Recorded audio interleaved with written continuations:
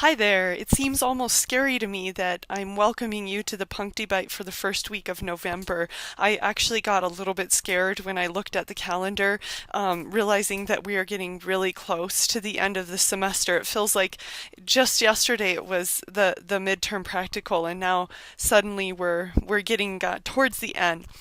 I wanted to begin the Puncty Bite today by thanking all of you really, but particularly those of you who did some extra things to enable me to go to the conference on Friday, and it was just very, very much appreciated. Chelsea and Kelsey for both going and playing the videos, and for Sarah, coming to an extra open lab, and all of you just do so much to help and to make everything possible in micro.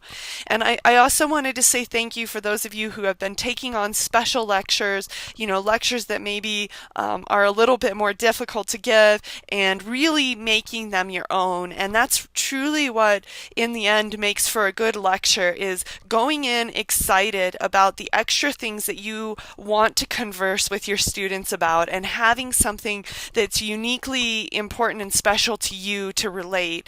And that's something that those of you who are still learning and you're still working on your lectures, one of the best ways to make it really good is to come up with something ahead of time that's really exciting for you to relate the material to. And think of it as a conversation that you're having between you and your students, and how might you want that conversation, that dialogue to take place, and maybe thinking of ways that you can move away from the overhead and really literally converse with and really look at your students, tell them stories, tell them about how you remember certain concepts, and all of those things will really enhance the quality of your lectures. So you've all been doing a really wonderful job, and I've just been so fortunate to have such awesome TAs this semester. I'm going to pull up the calendar here so that we can take a look at the scariness of the last month of our class for this semester. And we've got labs 20 and 21 this week, but notice that on Friday, of course, that Marielle and Sarah have open lab, but also notice that that is the last day to withdraw. There are a couple of students who I know I will be emailing to let them know that that withdrawal date is coming up, students who we haven't seen for a long time. Please do let me know if there's anyone else who I should include on that email who you're worried about that maybe might be interested in that last day to withdraw. Also, do notice, and this is the one that caught me completely off guard when I looked at the calendar today. I had thought that the Gen Micro lecture exam was on the 15th. For some reason, I had that in my mind as opposed to the 8th, and so I got a bit of a surprise. So Richard and I know Kristen, maybe you get this vicariously through Richard, and Leslie, who normally help me grade on the lecture exams. If you're still interested and want to help grade for lecture exam 3, that would be wonderful. I will not be able to write that exam as far ahead of time as I usually do, just because I got a little bit taken off guard on when that was coming up. So I will be getting that written, but it probably won't come your way for looking at the key until next weekend, at the end of next weekend. So that's going to be a little bit different timing than we're used to, but I would love to have your help if that's still something you're interested in, or if anyone else is interested in making some extra money, just let me know on the grading for the third lecture exam. Also, I wanted to talk a bit ahead, looking towards the Thanksgiving break and the optional Winogradsky lab. And I'm considering at this point, just because of my state of exhaustion in this time in the semester, and probably I know that's true for you and for the students as well, I was thinking about the idea of having them instead come to Open Lab on the 18th to do their Winogradsky columns, or we could have maybe one time frame on that the 22nd for coming in to look at them, or maybe even on the 21st. Let me know what your thoughts are on that, and whether that might be something that would be a good idea. So other than that, I think we already see ourselves looking towards the end of the month and towards the second practical exam, and it just is going to happen pretty darn rapidly. So we'll kind of keep our eyes open for that as we get through the month. And I'll go ahead and talk for just a moment on the labs that we'll be doing this week, so Lab 20 and 21. And we'll pull up the TA guidelines for Lab 20 to start with here. And there's just a couple of things to remember as you're beginning the lab today to check to make sure that the camp station has a fresh plate of Staphylococcus aureus for that camp test. We'll also want to turn on the hot plate in the fume hood for staining. Some of the students will be able to do their endospore stains today, and that will be good if they're able to get through those endospores, and it will help them make a more rapid identification of those gram-positive rods.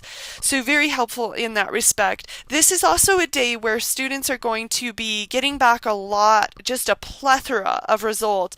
And so we want to be on top of helping them reorient, if you will, to those. For example, reminding them that for the nitrate test, they need to go to the nitrate test station. You can also help me remember that I want to write on the board the different terms that they might use to describe the growth of the unknowns in the tubes. So these are the terms like sediment and flocculence and uniform fine turbidity that we'll want to remind them how to use that terminology. Some of the unknowns will have a surface membrane on them, and that's called a pellicle. So we can help them out with the terminology that will be used in their nutrient broth tubes. The other thing that will happen is that sometimes some of the results will not be utterly clear. That is, they won't be black and white. So Enterobacter aerogenes is particularly difficult when it comes to lactose fermentation, because although it does ferment lactose, it doesn't produce a great deal of stable acid. And so sometimes the lactose broth tube will be orangey instead of being just simply yellow. So it can be hard to interpret. If you do see yellow anywhere in the tube and or a gas bubble, you can assume a positive result on that. Remember that you can also encourage the students to double check their lactose fermentation on the McConkey plate so that they're getting two possible methods of determining that lactose fermentation. We will see, in some cases, the really obvious positives, but others, not so much. They won't get their MRVP tubes back today because remember, we want to keep those incubating, keep those going for the full 5 days.